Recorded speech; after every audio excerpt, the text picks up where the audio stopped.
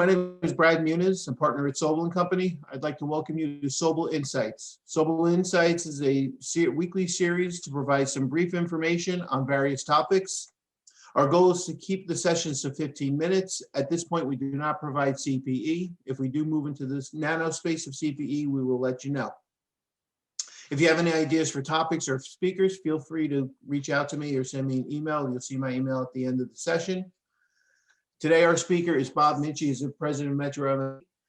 Bob, I've known for a long time, has a lot of information. He does a lot of, sends out a lot of information, very useful information, not like the annoying emails you get from that you get a lot of useful information. And today I've asked Bob to talk about the cybersecurity. Bob, I hear a lot of things about people getting hacked or companies getting hacked, and all of a sudden Microsoft Teams this week, last week, we were having problems with it, and it scares the heck out of us. Is this stuff that we should be concerned about? 2020's changed a lot. Cyber threats are way up. The bad guys have been spending all their time at home also figuring out different ways to hack people and get things and get access to stuff. Yeah, it's a serious threat. I was reading, I got a notice last week that in less time than it takes you to drink your morning coffee, the Russian hackers can get into a network. 18 minutes is their current working time when they target somebody.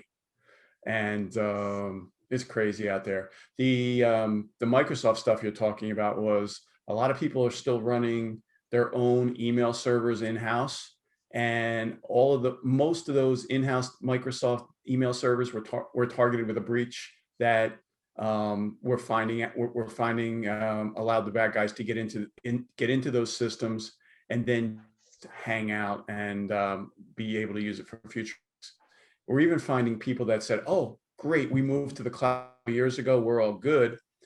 However, when they did the cloud migration from the on-site server to the cloud, they didn't turn off the on-site service. So they're still sitting out there in some cases as backdoors that are being used for people to get in. So we're really reaching out. I actually have a process now to find them and call people up and say, "I see one of your servers sitting on the net on the internet. You guys might, I can see you're not using it anymore, but you better look at it." And my problem with reaching out with things like that is people think I'm trying to hack them. Well, it's funny because as soon as you started saying that, I started thinking, oh, it's a grandfather, meaning, you know, the grandfather who kept the ice box in the garage in case the refrigerator went down. So they're keeping that old server running in case we don't have any more clouds in the world. I think it's more, I don't even think it's a case of that. I think it's people just don't turn stuff off. Oh, you know, interesting. It's sitting there. They're not actually using it. In most cases, people don't even realize that server is still sitting there doing anything. What happened was they did the migration project, everything was good, and no one went back to finish the project because all the email was already moved. Oh, okay, it's up and running, so we don't have to worry about cleaning up the house then. No, right. But that's a back door behind the firewall so people can get in and work and get access.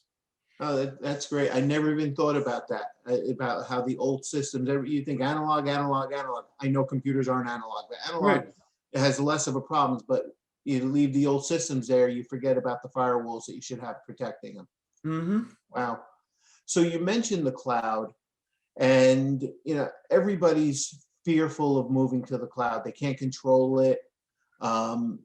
You know, the sensitive data. What should we be concerned about? What level of concern or anxiety should we have?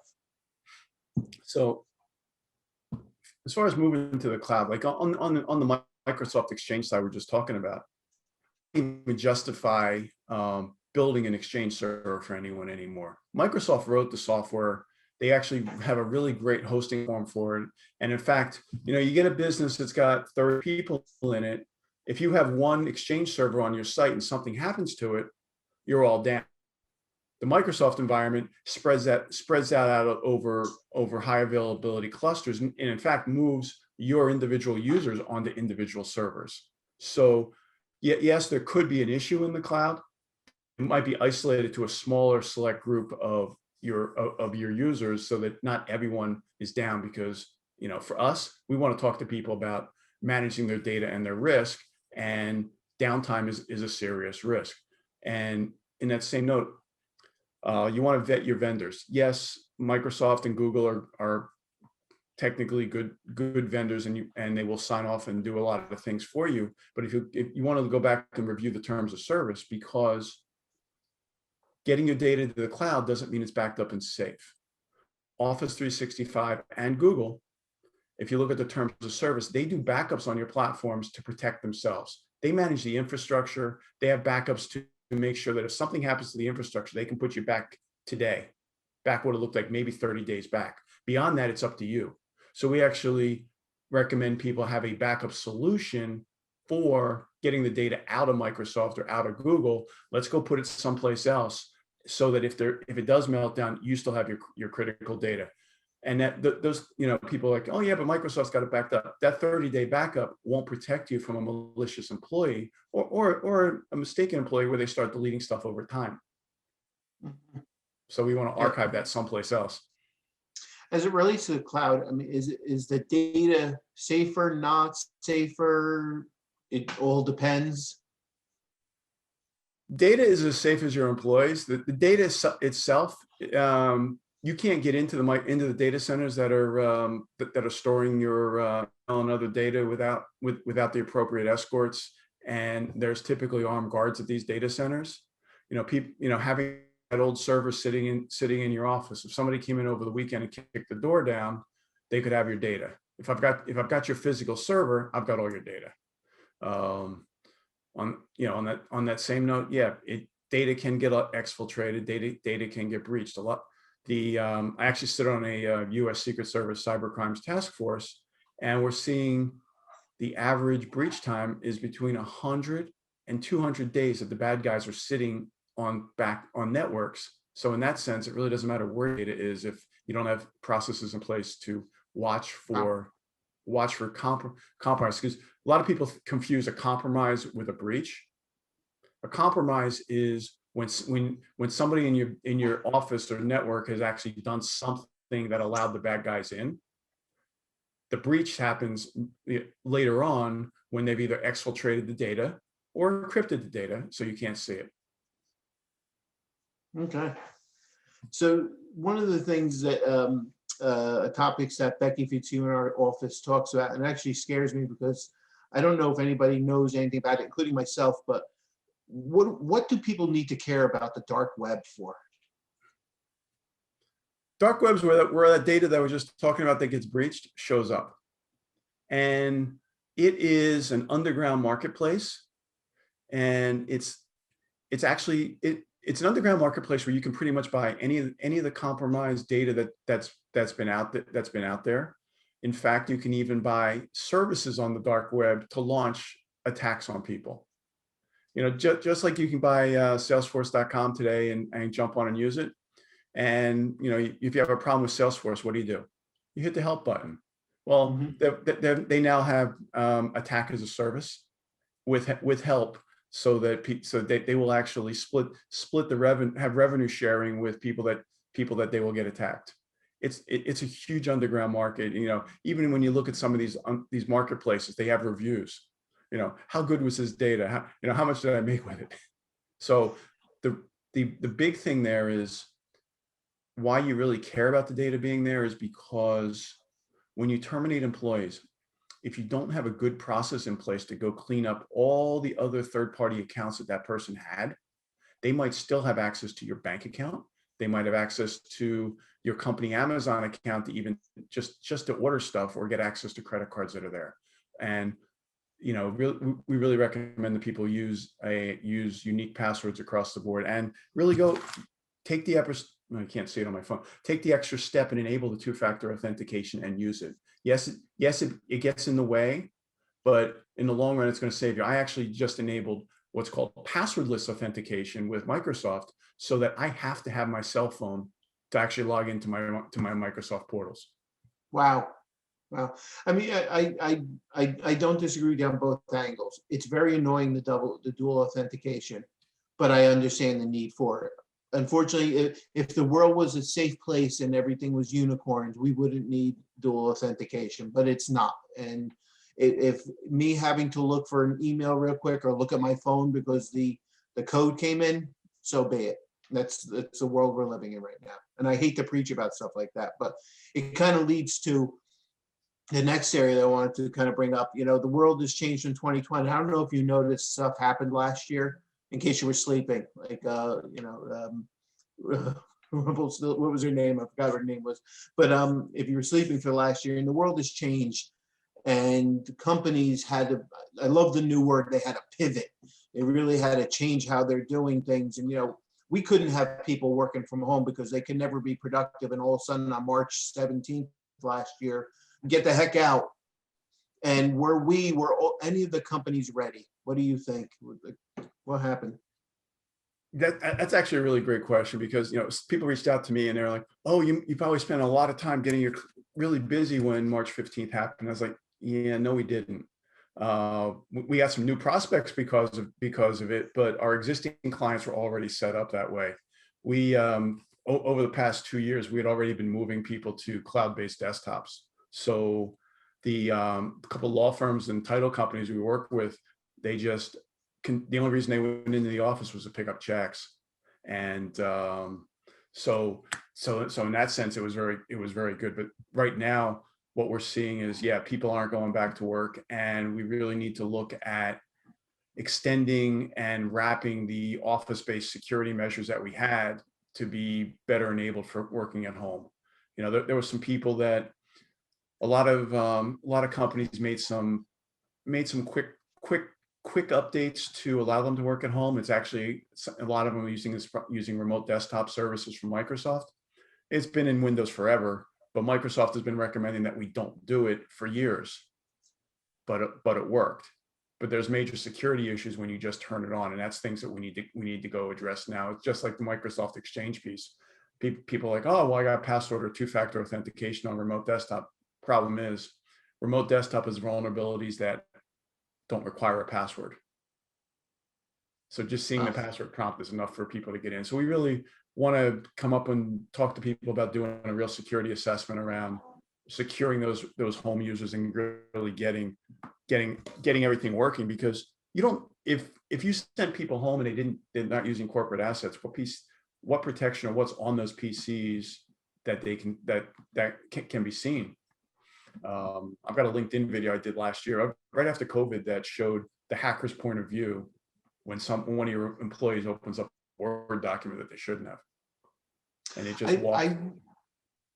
Yeah, I really don't understand why companies don't do a assessment or a penetration test type of thing.